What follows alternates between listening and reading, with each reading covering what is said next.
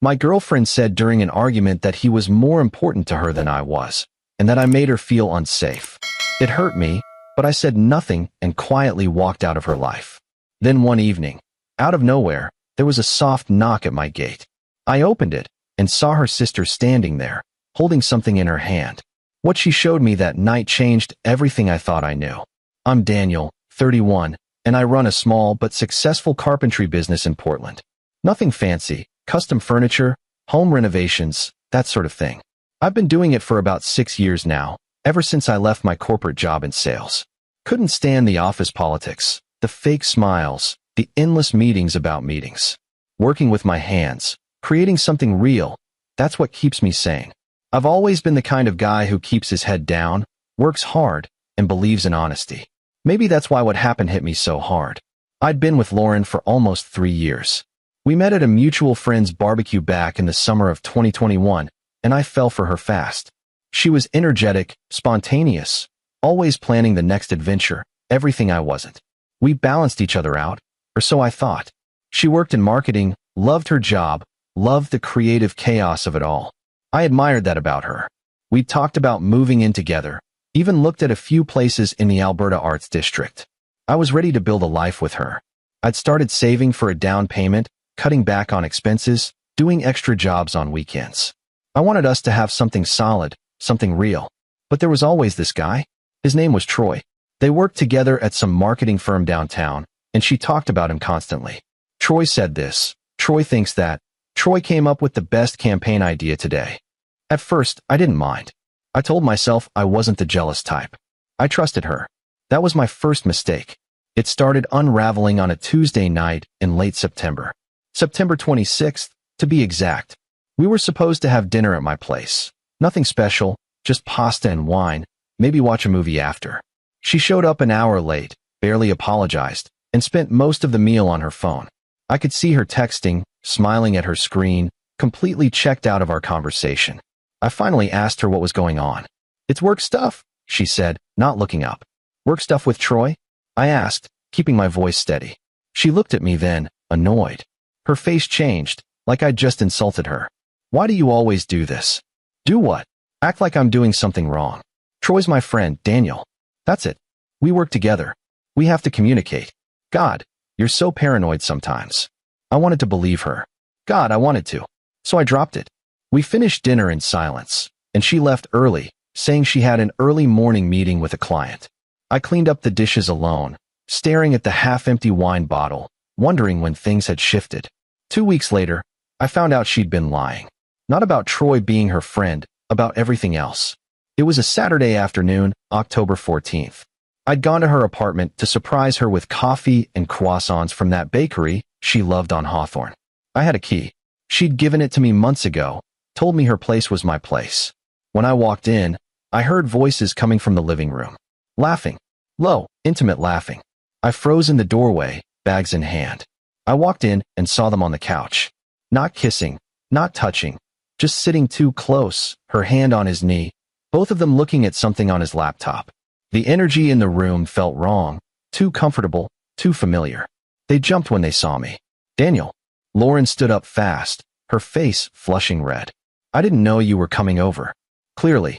I looked at Troy. He had the decency to look uncomfortable, closing the laptop quickly. Hey man, he said. We were just finishing up some project stuff. On a Saturday, I said flatly. Yeah, deadline Monday, Lauren said quickly. Too quickly.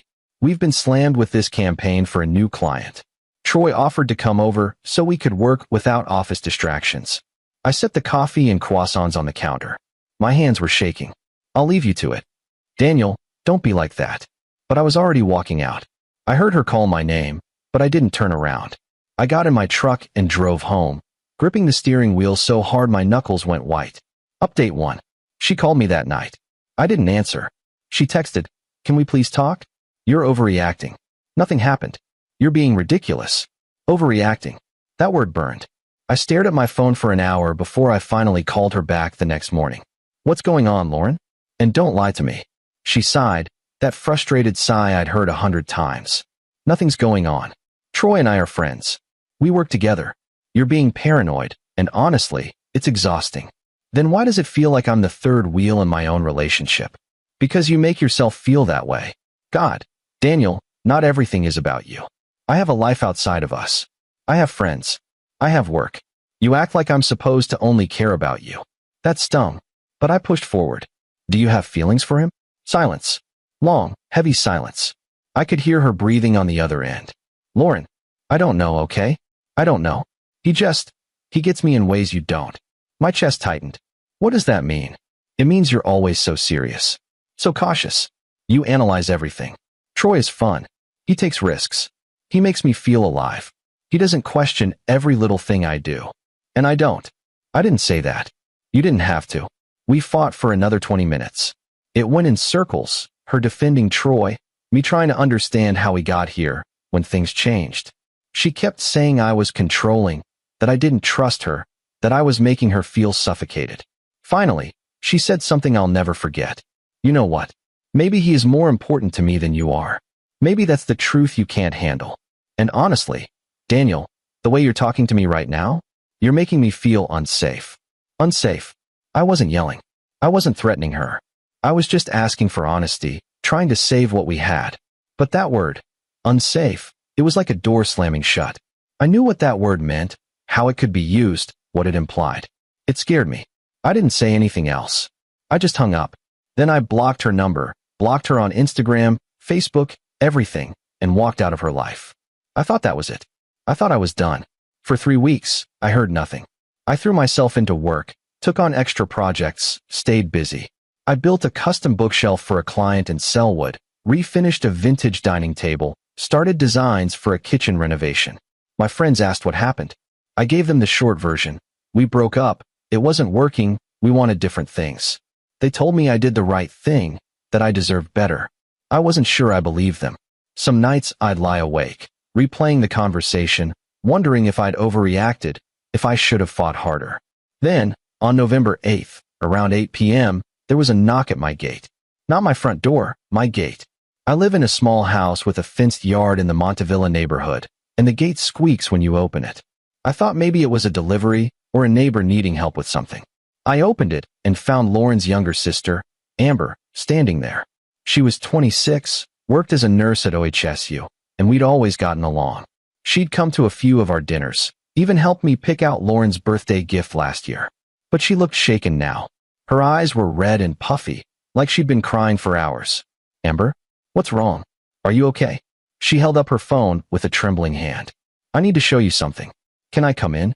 Update 2. We sat in my living room. She was trembling, clutching her phone like it might explode. I made her tea, chamomile, the only thing I had, and waited for her to speak. It took her a few minutes to compose herself. I found these on Lauren's laptop, she said finally, her voice barely above a whisper. I wasn't snooping, I swear. She asked me to grab a file for her while she was at work last week, something for a presentation she needed. And when I opened her messages to find it, I saw her messages with Troy. She handed me the phone. It was a screenshot of a text conversation. My stomach dropped as I started reading. Troy, when are you going to tell him? Lauren, I don't know. He's so clingy. It's exhausting. Every time I try to have space, he makes it this big thing. Troy, you said you'd break up with him weeks ago. What are you waiting for? Lauren, I know. I just need to figure out the money situation first. Money situation. I felt cold. I scrolled down. Troy, how much does he have in savings again? Lauren, around $40,000. He's been saving for the down payment on that house. He's so proud of it, talks about it constantly. It's honestly pathetic. Troy, perfect. Once you get access to it, you can leave. We'll go to Cabo like we planned. My buddy has that condo we can use. My hands went cold. My vision blurred. I kept scrolling, each message worse than the last. Lauren, I hate lying to him. But he's so boring. So predictable. I can't do this anymore. He wants to stay in Portland forever, build furniture, live this small life. That's not what I want. Troy, just stick to the plan. Get the money, then we're out. You deserve better than some carpenter who can't even afford a real vacation. Lauren, I know. God, I know. Thank you for being patient with me. I looked up at Amber. She was crying again, fresh tears streaming down her face. There's more, she whispered. She's been telling people you're controlling, that you've been emotionally abusive, that you won't leave her alone even after she broke up with you. She's building a case, so if you fight back, no one will believe you. I heard her on the phone with Troy 3 days ago. They're planning something. I felt sick. Physically sick. Planning what? I don't know exactly. But she mentioned a restraining order. She said it would scare you into compliance. Those were her exact words. Why are you telling me this? I asked, my voice hoarse. Because you're a good person, Daniel. You were always good to her, to our whole family. And my sister. She wiped her eyes, mascara smearing. My sister has turned into someone I don't recognize. This isn't who she was. Or maybe it is, and I just never saw it. She's planning to file a fake restraining order to scare you into giving her money. She told Troy that last night. I was in the next room. I heard everything. I sat back, trying to process.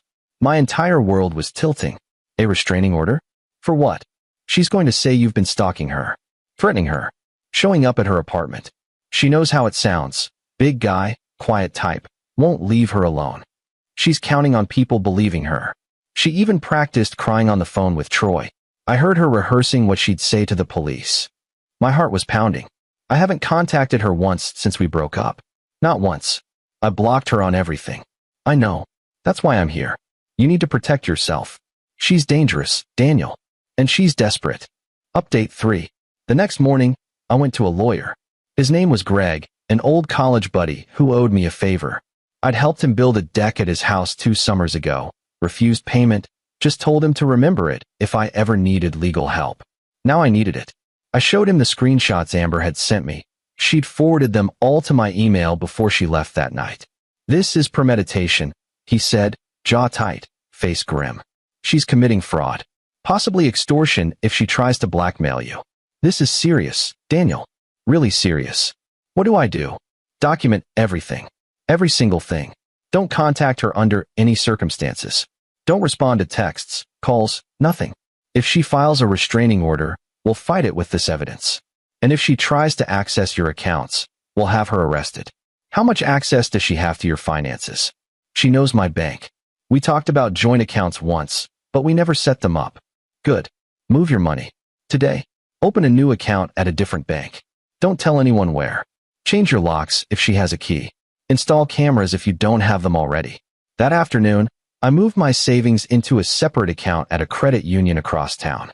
I changed my locks, installed Ring cameras around my property, front door, back door, gate, driveway, and kept a detailed log of everywhere I went, every person I talked to, just in case I needed an alibi. I felt paranoid, but Greg said it was necessary. 2 days later, Lauren texted me from a number I didn't recognize. We need to talk. I made a mistake. I miss you. Can we please just talk? I know I hurt you. I didn't respond. I screenshot it, sent it to Greg, and blocked the number. An hour later, another text from a different number. I know you're angry, but I'm scared. Troy isn't who I thought he was. He's been using me. Please, Daniel. I need help. I need you. I still didn't respond. Then she called from yet another number. I didn't answer. She left a voicemail. Against my better judgment, I listened to it. Daniel, please. I messed up. I messed up so bad. Troy, he's been manipulating me. He convinced me to say those things about you, to plan all that stuff. I didn't mean any of it. I need money to get away from him. Just $5,000. I'll pay you back, I promise. I'm begging you. Please. I have nowhere else to turn. You're the only person who ever really cared about me. Her voice was shaking, crying, desperate. For a second, just a second, I almost believed her. Almost. Then I remembered the texts, the words she'd written when she thought no one was watching. I deleted the voicemail. I sent it to Greg first, then deleted it. The next day, she showed up at my house. I was in my workshop out back when I got the notification on my phone. I watched her through the camera as she banged on my gate, crying, yelling my name. She looked genuinely distraught, makeup running, hair a mess. Daniel, please. I know you're home. Your truck is here. Please just talk to me. I'm so sorry. I'll do anything. Please. I didn't open it. I sat there, watching on my phone, my heart pounding, forcing myself not to move. After 10 minutes, she left. She sat in her car for another 20, just staring at my gate, before finally driving away. That night, Amber called me. She knows I told you, she said, voice shaking. She went through my phone. She saw the messages I sent you. She's furious. She said I betrayed her, that I ruined everything. She kicked me out of the apartment we share. I'm staying with a friend now. I'm so sorry, Amber. I never wanted this to affect you. Don't be sorry. I'm glad I told you. But Daniel, be careful. She's desperate. And desperate people do stupid things. Really stupid things. Final update. It all came to a head on November 22nd. I got a call from Greg around 10 a.m. She filed the restraining order, he said. Court hearing is tomorrow at 2 p.m. But here's the thing. Troy filed a police report against her this morning. What? Apparently, she stole $8,000 from his account. Transferred it while he was asleep. Thought he wouldn't notice. He's pressing charges. And when the cops questioned her this morning, she tried to blame you. Said you manipulated her into it. That you were controlling her finances, making her do things against her will. I laughed. I couldn't help it. The absurdity of it all, the sheer insanity. She doesn't give up, does she? No. But she's done. The cops have the bank records. They know when the transfer happened. Your alibi is solid. You were at a job site in Beaverton all day with 3 witnesses. She's cooked. The court hearing was fast. I brought the screenshots, the timeline, the voicemails, everything. Lauren showed up with a lawyer, someone she'd clearly hired last minute. She looked terrible, exhausted, desperate, defeated. But the moment the judge saw the evidence, the texts, the planning, Troy's police report, the bank records showing she'd stolen from him, it was over. Her restraining order was denied. The judge warned her that filing false claims could result in criminal charges and a countersuit for defamation. Her lawyer looked mortified. She left the courthouse in tears, stumbling, barely able to walk. I didn't feel victorious. I didn't feel anything except tired. So tired. A week later, Amber told me Lauren had moved back in with their parents in Seattle. She'd lost her job, fired for the theft and the drama. Troy wanted nothing to do with her, had blocked her on everything, was considering a civil suit. Her reputation in the Portland marketing scene was destroyed. Word travels fast in small professional circles. As for me, I sold 2 custom dining tables that week, got a new commission for a home office build in Laurelhurst, and started going to the gym again. I even went on a date, nothing serious, just coffee with a woman I met at a hardware store. It felt good to be myself again. Some nights I still think about Lauren, not with anger, but with something close to pity. She wanted excitement, money, a life that looked good from the outside. She wanted shortcuts, easy paths, other people's savings. Instead, she got nothing. Lost everything. Amber and I still talk sometimes. She's doing better, found her own apartment, cut Lauren out of her life completely. We grabbed coffee last week, and she thanked me again for not shutting her out, for not blaming her. I don't know if I believe in karma. But I do know this. You can't build a life on lies. Eventually, it all comes down. Eventually, the truth catches up. Edit 1. A few people asked if I ever heard from Lauren again. She tried to friend me on social media about 3 months later under a fake name, Sarah Mitchell, with a profile picture of a sunset. I recognized her email and the URL. Blocked immediately. Edit 2. Troy apparently moved to California. San Diego, I think. Good riddance to both of them. Edit 3. I'm doing fine now. Better than fine, actually. My business is thriving. I'm working on a custom entertainment center for a client's home theater. Sometimes walking away is the only way to save yourself. Sometimes the best revenge is just living well.